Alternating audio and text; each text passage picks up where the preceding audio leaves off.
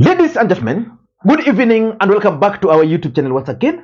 And it is my hope and prayer that this video is going to find you guys in good health. Personally, I am fine. As you can see, Kisumu is also fantastic. And maybe you could also let me know where you're watching the video from, the county or the country, in case you are out of the republic. Ladies and gentlemen, yesterday on this platform, I opined that William Samoei Arap Ruto, the President of the Republic of Kenya, is strategically replacing or dumping Musalia Mudavadi for Moses Wetangula as the new kingpin as far as lawyer politics is concerned. I want to share the link to that video in case you missed it. And I gave clear reasons why I believed so. Today, William Ruto concluded his 3-day tour of the Luhya nation. For those who've been following that tour, Musalia Mudavadi has been missing in action. Today, Musalia Mudavadi was present, and something confirmed that indeed Moses Wetangula is the new lawyer kingpin. I want you to watch this video shortly and tell me what you've observed before we proceed. Kuwe hala, tuungane kabisa, ama mtaturusha? Haya, nadhani nimefika hapo. Ili nisiseme zaidi nitaharibu siku, na siku ni ya Mheshimiwa Rais kutuongelesha, lakini Mheshimiwa Rais, thank you for your constant and persistent messaging in this region and in Kenya as a whole and in the international arena. You are making Kenya proud. We are now beginning to walk with our heads high, and God bless you for that, and you deserve all the support and encouragement from all quarters of our nation. Ni wakati wangu sasa nimwalike ndugu yangu Mheshimiwa Spika wa Bunge Papa Roma. Karibu njoo unene yako kidogo na tuelekee mbele.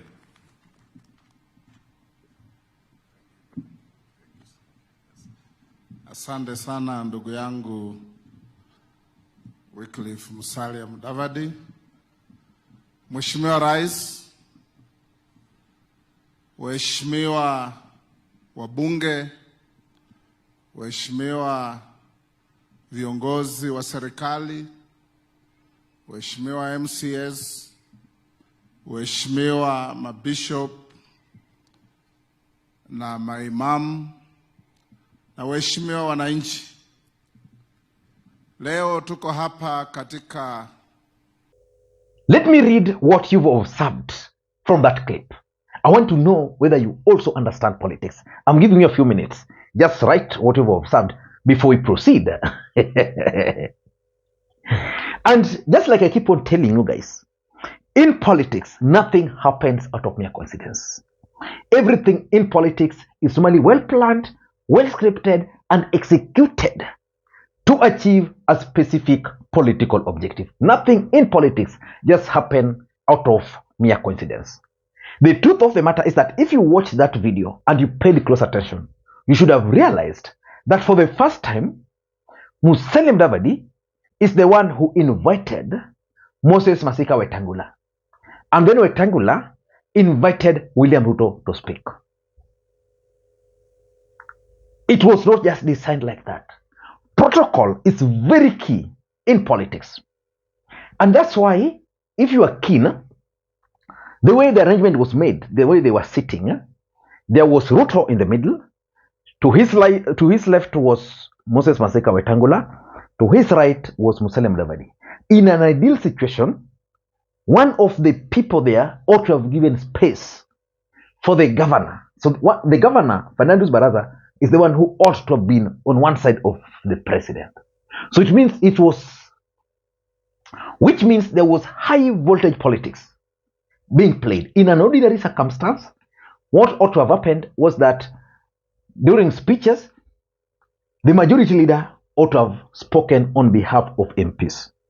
But because this was a political event, it meant that all MPs were going to speak, MPs who were present. So all of them are going to speak, and then the majority leader who was present, for that matter, Kimani Ichung'wah, would then speak last after MPs, then hand over Actually, after that, maybe to the senators, then the Senate Speaker will then hand over to the President. Not to the President, but then now hand over to the Prime Cabinet Secretary. Because William Ruto made it very clear while in Bungoma that Weta is the third in command. Mudavadi confirmed today that Weta is the third in command. Protocol is very, very important. Yesterday, there was a burial of Caesar Handa, one of the prominent Luos who passed on. The burial was in Bondo. UDA guys were full there. They took charge of the program because one of Handa's daughter, I think, works with the Raila Odinga. So they took charge. I even managed to access the WhatsApp group how the contributions were done. It was massive. Then Bondo MP announced how the event was going to proceed. That according to him, the protocol was going to follow this format. See who was going to speak, then hand over to to Raila Molo, who would then hand over to Orengo, and then from Orengo hand over to Elido Walo. Because according to him, Elido Walo is the senior most Luo in government who was going to represent William Ruto. ODM leaders refused because in an ordinary circumstance, the governor is supposed to speak last. The governor is the one who is supposed to speak last in any event where the president is not there. Like if the president is in Bondo, or if you follow wherever the president is in Nyanza, what normally happens is that every other person will speak, then the governor would then hand over the mic to the deputy president. If the deputy president is not there, then he hands over the microphone directly to the president. So ODM leaders from Siaya refused because these UDA guys wanted to play politics. And just watch that clip shortly because it's also significant. Gideon Ochanda has done a very big blunder. You cannot pronounce order and then you say, my friend C.S. Owalo will speak last, yet he's not been elected. He's the president of the country. He is the one who must speak last. I will not take Dr. Chanda's advice for one simple reason. Because I wrote the constitution. We have two levels of government. One level is headed by the president. The second level is headed by the governor. For that reason, when we hold a function in Siaya, the most senior person is the governor of Siaya by the constitution. I have a mandate to speak because I was the third in the last presidential election, making me the third most powerful man in this country. And therefore, if you are a person of sharp standard, a person of no means, a person who has been selected, go to hell. Let Ruto's government not bring nonsense here. Let Ruto's government know that this time we are not going to be played about. Raymond and the team, I know Ruto more than you know him. I know him more than I know him. I know him. I know him. And he knows. He knows when you are just part of the choir. You are just part of the choir. Some of them are not fitting. Now, I want you to relate that to what you witnessed in Kakamega. Some of you might assume it's a small matter. It's not, my friends. It's not. The truth is, Wetangula has now been installed as the Luhya Kingpin. So in this video, I want us to do a critical analysis. Before we do that, for those who are watching this channel for the first time, please take a second or two, click that subscribe button so that next time we produce a video like this, YouTube will automatically notify you. And to the subscribers, I want to continue thanking you guys for your continued support. Because without that support, this channel cannot be where it is. Ladies and gentlemen, without any further ado, allow me to dive in. Why do you think protocol was breached during that event? Number one, William Ruto's new strategy for Western Kenya.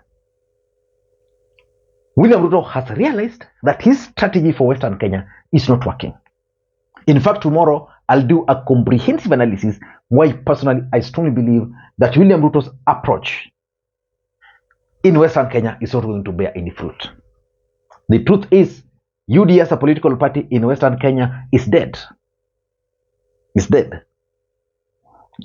So Ruto has also experimented with Musalia Mudavadi, not working. He's now giving a third approach. And that third approach is what we witnessed yesterday.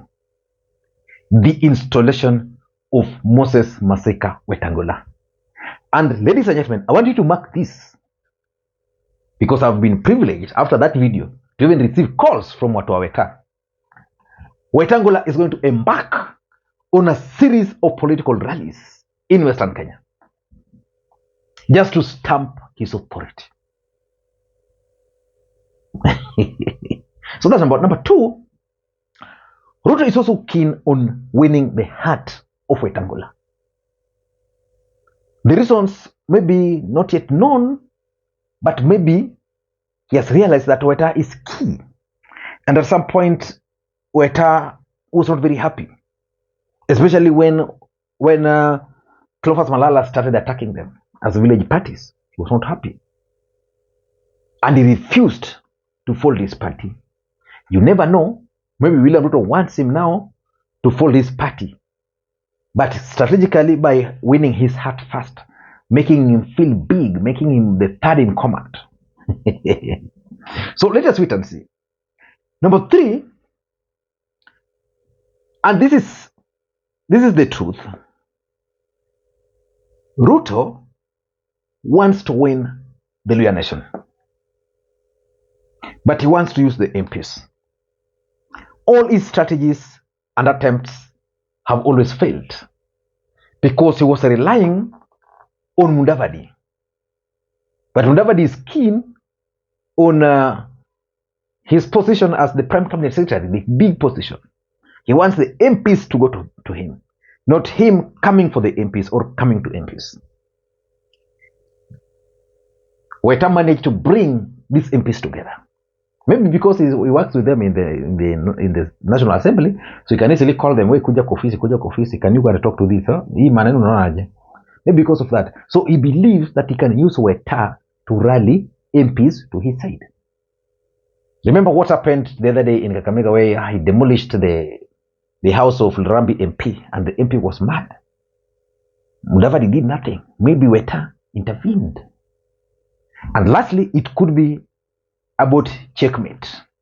Wewe nakupea hii, check huyu. Wewe. It's basically divide and rule, which I explained yesterday. Ladies and gentlemen, in politics, nothing happens out of mere coincidence. Mudavadi. Let me just end there. If you watch this video up to this stage, please let me know in the comment section by just typing present. Thank you guys, and may you have a good day. Bye bye.